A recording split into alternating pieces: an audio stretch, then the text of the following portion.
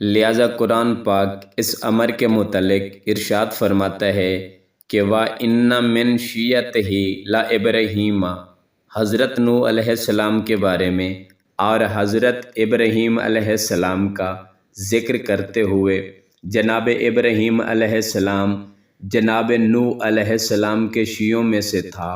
یہ آیت بتا رہی ہے کہ حضرت آدم علیہ السلام سے لے کر جناب نوح علیہ السلام تک تمام ان ہستیوں نے اپنے آپ کو شیعہ کہلایا، اور انہی کے شیعوں میں سے جناب ابراہیم علیہ السلام تھے۔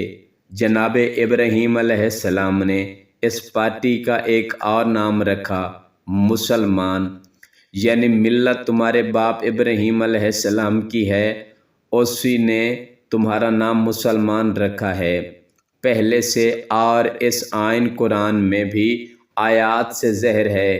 ابراہیم علیہ السلام امت محمدیہ کے باپ ہیں اور ہمیشہ شریف لائق باپ اچھے پیارے بیٹے کو اصل نام کے علاوہ دوسرے نام سے پکارتے ہیں، جیسے پیو وغیرہ وغیرہ، حالانکہ یہ اصل نام نہیں ہے، اور ان کے پکارنے میں گناہ جرم بھی ہے۔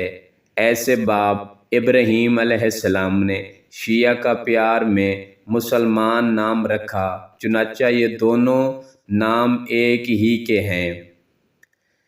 جناب ابراہیم علیہ السلام کے پاس جو دستور تھا اس کا نام اسلام تھا اور ملت کا نام شیعت تھا۔ افراد ملت شیعت کو مسلمان کہلانے کا حکم دیا۔ حضرت ابراہیم علیہ السلام اور جناب اسحاق علیہ السلام بھی اس ملت کے پابند تھے۔ آگے یہ سلسلہ دو حصوں میں تقسیم ہو گیا، سلسلہ اسماعیلیہ اور سلسلہ اسحاقیہ۔ تمام انبیاء بنی اسرائیل سلسلہ اسحاقیہ میں آئے، اور جناب اسحاق کے بیٹے حضرت یعقوب علیہ السلام نے وقت وفات اپنے بیٹوں میں سے